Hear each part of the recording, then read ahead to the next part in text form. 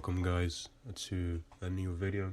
Today we will be specifically talking about which levels to trade from, which zones are the best ones to trade from, and we will basically talking about a example here on an impulsive move down and how you can especially behave on that impulsive move down.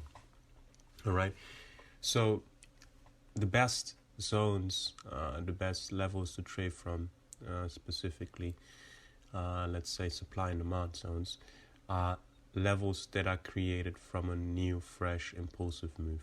All right. So, if you see a new leg to the upside or a new leg to the downside, this is where you want to be active. All right. And this is where you want to be potentially looking for opportunities in that direction of that impulsive move.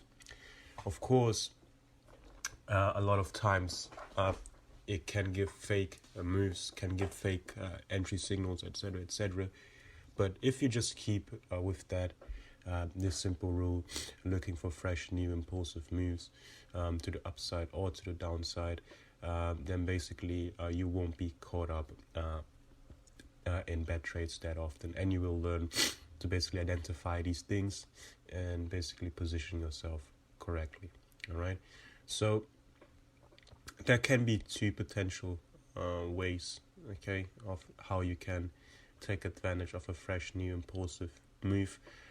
So if you see potential legs or new footprints to the downside, new break or structures to the downside, you can, let's say we have an impulsive move to the downside, you can wait for new levels to get created, all right, and then basically wait for price to retrace to an origin of where price have broken structure initially, and this way you can capitalize on the move down. Okay, but it's not always 100% that we get new levels that prices even retrace into that. All right, so for price to retrace all the way back, there has to be a lot of volatility. So to get new levels created for an impulsive move, once the impulsive move is happening, can sometimes not work out, as this could mean that we eventually will never retrace back to those levels. But you can look it at a more short-term form, all right, which in this case would be waiting for new intraday levels getting created. All right, so you basically wait for fresh new intraday levels, which usually happen one session before, or the day before, and you can basically look them on your lower time frames, and this way you still be able to capitalize in the direction of the impulsive move down or up. All right, so this is very, very important on how you can basically capitalize on the move while it's happening, okay, while it's moving to the downside. But let's say you weren't be able to capitalize on the move when it was moving to the upside on intraday levels that were created, new levels that were created along the way, but you still want to potentially look for some nice trades in that direction if that impulsive move should continue. All right, and in that case you can still use a very, very simple way of basically identifying levels. All right, so basically what you can do is, like we have talked in last few videos or a few videos back, but we didn't show it. Okay, you can basically look for valid retracement levels where the market could potentially retrace back to. Okay, you don't really want to be looking at the 38.2. You want to be looking for a sweet spot trade, usually around the 0.5 to 0.618.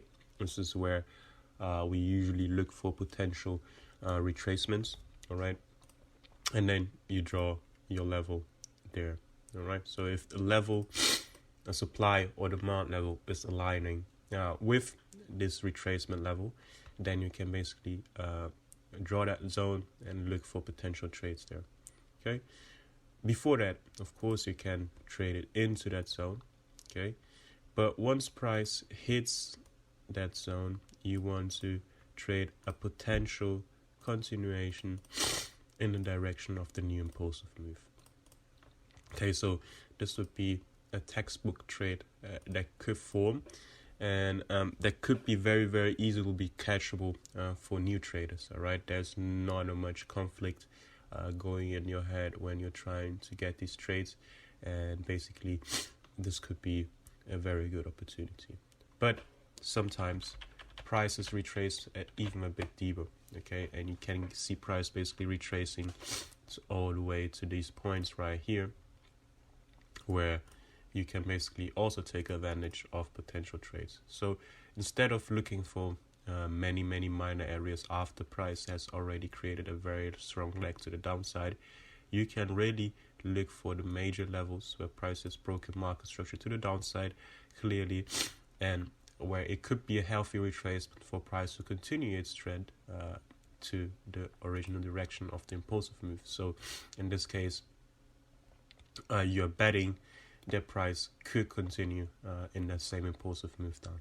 All right, and in this case, once you see price taking out these levels and basically coming into that zone, you want to be looking for potential trades in that direction of the impulsive move. Okay, this can be up or down. It's the same thing, just flipped to the up or down side. All right, so I hope you guys had enough value from this video.